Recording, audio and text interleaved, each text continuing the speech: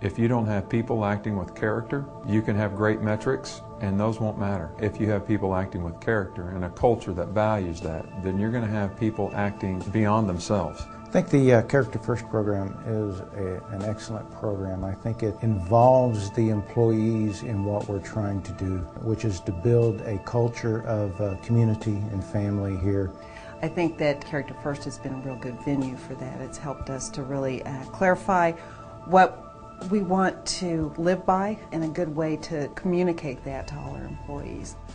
Well, for us, Character First has allowed us to be much more intentional about things that we kind of were doing already. So it put a format and a program together on a more official basis to encourage the kinds of things we encouraged before, but just without any kind of consistent framework.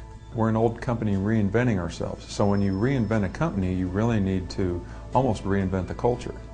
So part of the culture change was introducing a new culture, and the fundamental building blocks of that culture and what I want to call the DNA behind all this was Character First.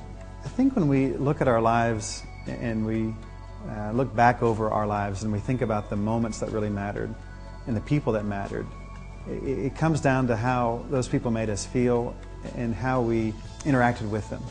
The people that we care most about are the people who were loyal to us, that counted on us, that would forgive us when we messed things up and would give us a way to build relationships back when they were broken.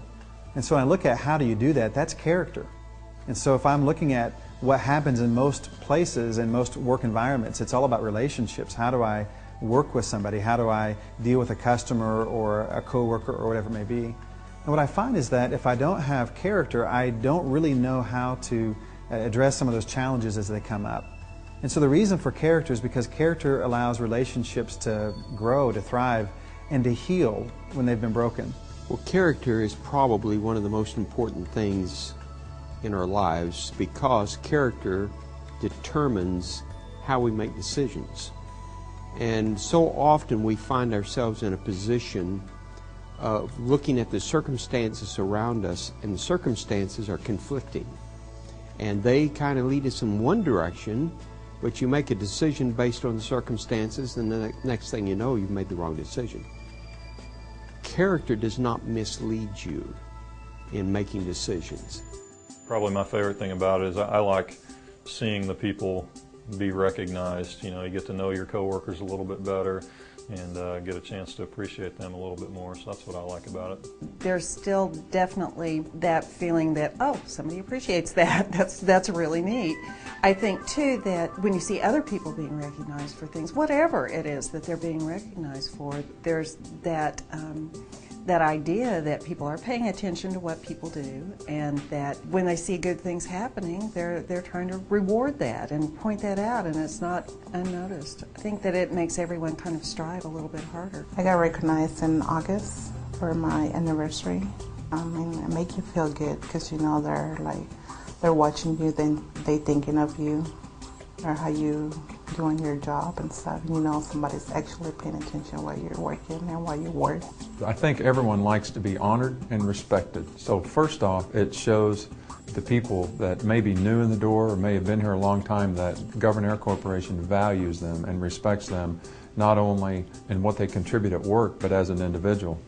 And I think that the recognitions are summarized best by one of our supervisors who had never been around this before and began the Character First program with us, and he was recognizing fellow employees. And when he came up to the mic, one of his first recognitions he had, I'll never forget, he said, "Character First," and this is a gentleman that welds and works very hard with his hands. He said, "Character First has not only made me a better employee for Gouverneur, but it's made me a better father at home, and it's made me a better man." And that just took us all by surprise. It took our breath away. And so we have to start by creating a framework where we can identify habits and behaviors and decision-making processes and put values and language to those things so that we can communicate them. And so the Character First program, the materials that we use, the meetings that we have, that's not really, those are all just tools, and those tools are to enable us to communicate clearly to the people who are part of our culture here what we expect and what it looks like when they do those things. And in our business in the medical field, work environment ultimately translates directly to patient care. If you've got attentive, content employees that enjoy their job, then their radars are up. They're going to catch those sicker than usual patients that might slip by and maybe identify something earlier because they are not involved with their environment, but they're fully engaged with the patient. Character is essential to any human resources program, I mean, in its nature. I mean, you're trying to look at human behavior in context with the skill they're bringing in. And so you can have a highly skilled, credentialed individual, but if they're a thief, they're still a highly credentialed individual, but they're still a thief. So for us, it's very important, because if somebody's teachable, even if they lack the credentialing, we can teach them the skills needed to perform the job. You don't really think about it in your daily life, how much you use it. And so if it's just kind of a natural thing, it's easy to bring it into your workplace. It's more to lift each other up than it is to be in competition with each other. There's not this throw somebody under the bus. If you make a mistake, it's okay to say, I made a mistake, and then we can move on. And unfortunately today in HR, I've yet to do a termination that was based on a lack of skill. Every termination that I'm involved with is usually because of a lack of some character quality. They have chosen to do something that has resulted in their termination. So you can hire for skill, but if you don't consider character, you're going to be having a constant turnover rate of not addressing the real issue. And the other thing that it does, it gives people a vision, for the future where we're going, and it gives them stability, that they know that if they act with character, that they will have a job here, and they see that our customers value that as well. I think it's not only impacting the employees themselves, but it's also they're taking it home with them, and it's impacting their families as well. Again, it creates a family atmosphere. It creates an environment where people feel valued, and I think that that's worth a lot to people. Your employees, they get a paycheck every week, but if they're not satisfied with where they're working, they're not going to stay, and they're not going to invest in the company.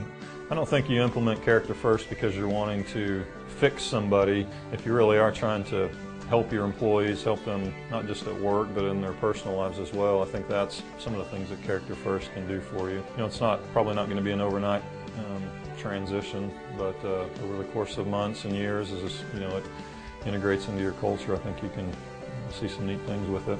And I believe, and I think that the evidence will prove, that focusing on character is a key to success. It's not a guarantee, but it is certainly a foundational building block to personal success.